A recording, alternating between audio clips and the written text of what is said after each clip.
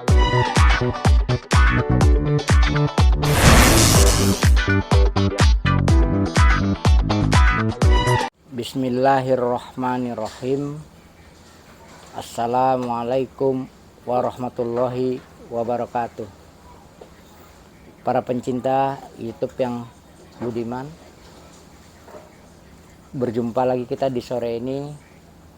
Saya akan bercerita apa yang saya alami tadi malam sebagai bahan renungan di saat saya lagi duduk diam menonton YouTube, hanya untuk sekedar melihat, mempelajari punya orang lain, karena kita juga masih baru belajar.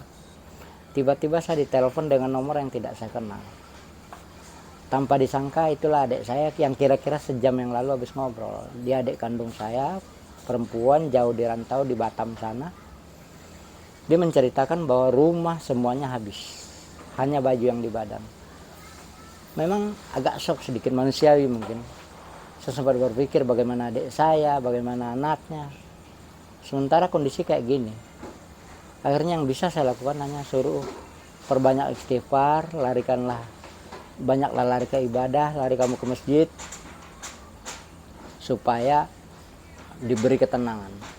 Mungkin ada maksud baik Allah di balik itu, karena Allah itu tidak pernah punya niat jelek sama umatnya.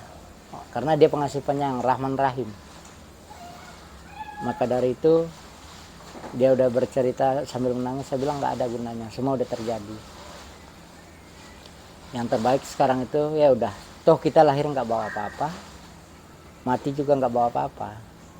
Dulunya datang merantau juga susah, jadi sekarang kembali ke situ ya nggak masalah. Kalau saat ini kejadian kan masih mungkin adalah sedikit simpanan tabungan entah apalah. Kalau dulu kan berangkatnya nggak ada apa-apa. Iya bang, karena saya tenangkan dengan cara seperti itu, dia sedikit mereda. Barulah itu gambaran buat saya bahwa yang tadinya enak, ya kehidupannya cukup lumayan lah, ternyata dalam sesaat diambil. Begitulah kalau Allah mau memberi, hanya dalam sedetik dikasih, begitu juga dalam sekejap hilang. Makanya kan ada istilah orang Sumatera sana, mujo sekejap malang seujung jari, mujo sekejap mata. Jadi kira-kira kayak gitu. Hanya sesaat diambil, sesaat diberi.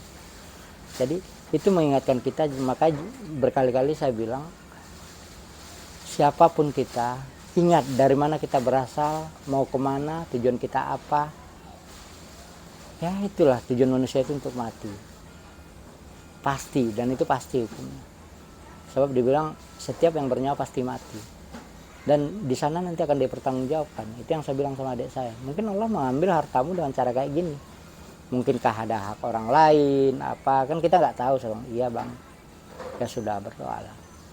Cuma yang paling saya ingat sekarang itu, termasuk sama adik saya bilang, kalau keluar dari rumah, biasakanlah membaca doa, Bismillahi tawakkaltu ilallah, la haula wala quwata illa billahil aliyil azim, Allahu akbar.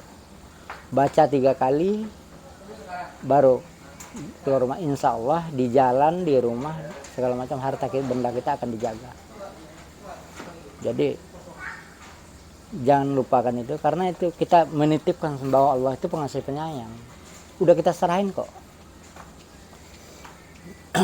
Jadi buat adik saya itu yang saya, dan sebenarnya walaupun saya cerita begini untuk berbagi pengalaman, berbagi cerita. Jadi intinya bahwa kita ini nggak ada apa-apanya. Semua itu hanya pinjaman, hanya titipan. Ya inilah sekedar obrolan sore dari saya. Ya mungkin entah itu curhat, entah keluarkan unek-unek, namanya terserah. Cuman saya berbagi dan mengingatkan bahwa kita itu akan kembali diambil. Dan sebagai orang tua, saya kembali ingatkan, kalau ada kata-kata saya yang salah, mungkin karena lagi dalam keadaan pikiran saya juga masih agak galau, agak duka, lebih dan kurangnya saya mohon maaf.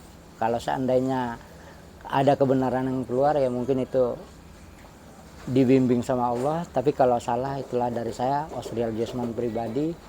Wabillahi taufik wal hidayah. Wassalamualaikum warahmatullahi wabarakatuh.